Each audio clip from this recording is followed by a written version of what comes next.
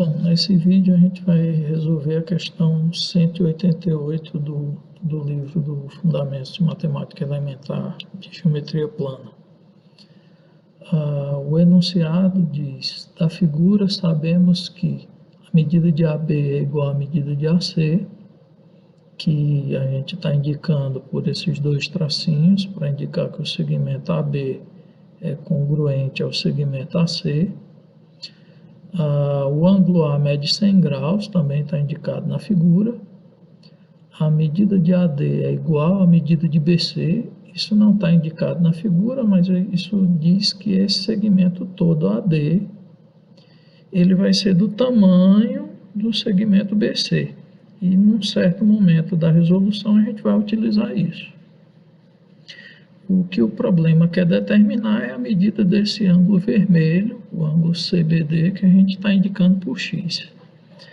Bom, essa questão ela é tida como difícil porque ela exige algumas construções para ser resolvida.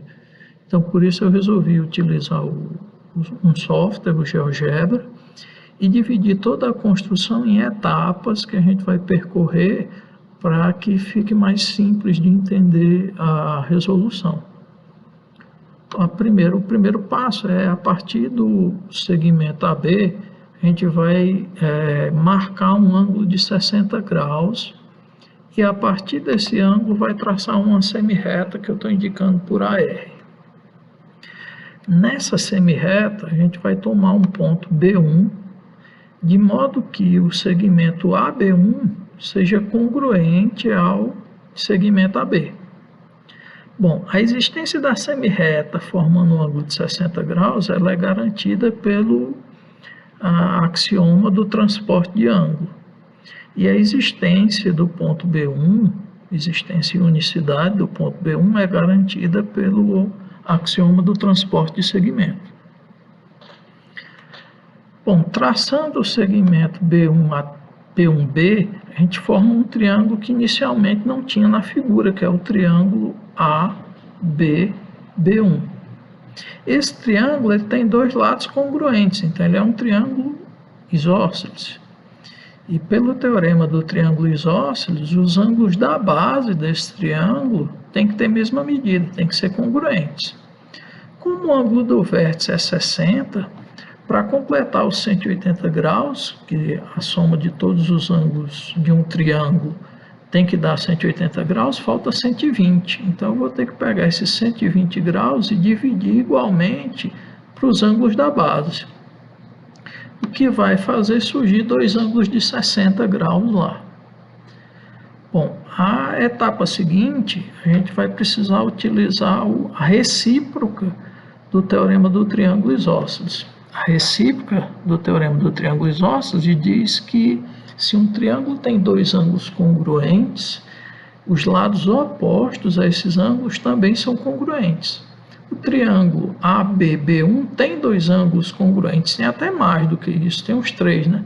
Mas o fato desses dois ângulos que eu estou indicando na figura serem de 60 graus, garante que o segmento AB1 tem que ser congruente ao B1B. E aí por isso que a minha figura aparece agora essa marcação de dois traços aqui também nesse segmento. Bom, olhando para outro triângulo, agora olhando para o triângulo ABC, ele também é um triângulo isósceles em que o ângulo do vértice aqui é 100.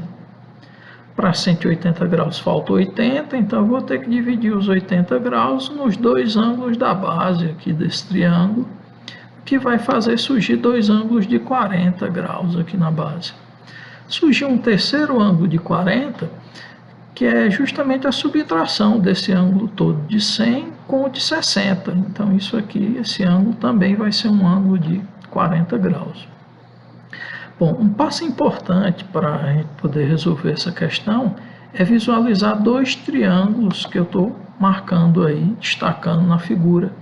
Um que está pintado aí, o interior dele, e o outro que está pontilhado, o interior dele, que são justamente os triângulos ABC, o ABC está com o interior pontilhado, e o triângulo B1AD. Esses triângulos, eles têm características importantes para a gente. Por exemplo, se a gente olhar no ABC, ó, ele tem um lado com 2 traços, um ângulo de 40 graus e o lado BC. Olhando agora no outro triângulo, ele também tem um lado com 2 traços, um ângulo de 40 graus e o lado AD. Lembre que AD e BC, ó, são congruentes. Então, esses 2 triângulos aqui, eles são congruentes pelo caso lado, ângulo, lado. Como consequência, o que é que vai acontecer? O terceiro lado do triângulo AB1D vai ser congruente ao terceiro lado do triângulo ABC.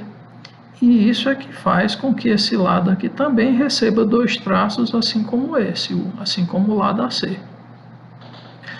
Além disso, no triângulo ABC, ó, esse ângulo de 40 graus está olhando para esse lado aqui, ó, com 2 traços. Então, lá no outro triângulo, o ângulo B1DA, que também está olhando para o lado com 2 traços, ele vai ter que também medir 40 graus. Então, esse é outro resultado da congruência desses 2 triângulos.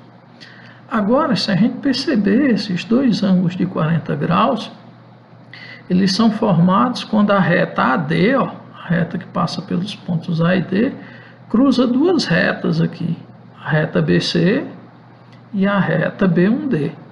Então, se esses ângulos correspondentes têm mesma medida, lá do assunto de paralelismo, isso garante que essas 2 retas que foram intersectadas, a reta BC e a reta B1D, são paralelas. Bom, se essas 2 retas são paralelas, a gente vai visualizar na figura agora 2 ângulos alternos internos. Ó, esse daqui, que é o que eu quero descobrir que é x, e esse outro aqui, que eu também indiquei de vermelho, x. Né? Ângulos alternos internos, quando 2 retas paralelas são cortadas por uma transversal, tem mesma medida.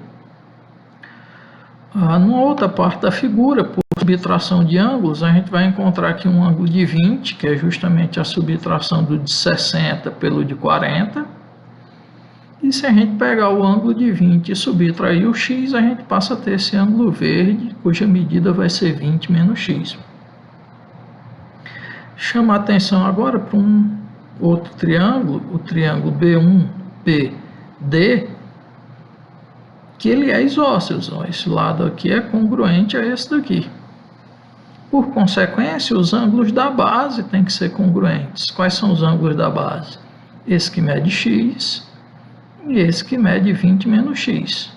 Então, se eles têm que ser congruentes, a gente consegue terminar a questão igualando as 2 medidas e chegando a obter que o valor de x é igual a 10 graus.